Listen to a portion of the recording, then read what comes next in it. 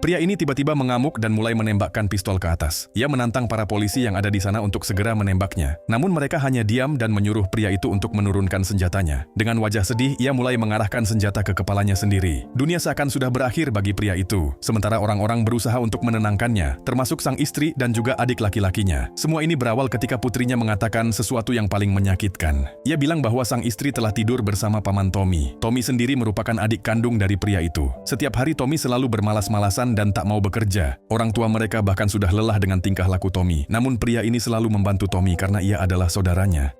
Suatu hari, pria itu dikirim ke medan perang, sementara Tommy di rumah menggantikan peran sang suami. Dengan menggunakan helikopter, para tentara mencoba masuk ke dalam wilayah musuh. Tapi tiba-tiba mereka diserang hingga akhirnya helikopter itu terjatuh. Ketika seorang petugas datang ke rumah, sang istri sudah tahu bahwa mereka datang dengan berita duka. Sang istri pun hanya bisa menangis dan tak bisa berkata-kata lagi. Mereka berdua dikarunia 2 orang anak, sebuah keluarga bahagia yang terlihat sempurna. Sang istri tahu bahwa suaminya merupakan seorang kapten pasukan khusus. Setiap misi yang ia jalankan bisa saja menjadi misi terakhirnya. Tapi saat mimpi buruk itu benar-benar terjadi, sang istri pun hancur sejadi-jadinya. Berulang kali ia menonton rekaman lama milik sang suami, namun hal itu tak membuatnya bangkit dan malah memperburuk keadaannya. Lalu tiba-tiba Tommy datang ke rumah mereka. Ia mulai memasak, membersihkan rumah, bahkan ia juga sering bermain bersama anak-anak. Sang istri tahu bahwa Tommy berusaha mendekatinya, tapi ia tak bisa menolak. Semua ini demi kedua putrinya, yang baru saja kehilangan sosok ayah. Kehadiran sosok Tommy membuat sang istri merasa nyaman. Mereka berdua akhirnya menjalin sebuah hubungan. Bahkan Tommy selalu bisa membuat anak-anak tertawa bahagia.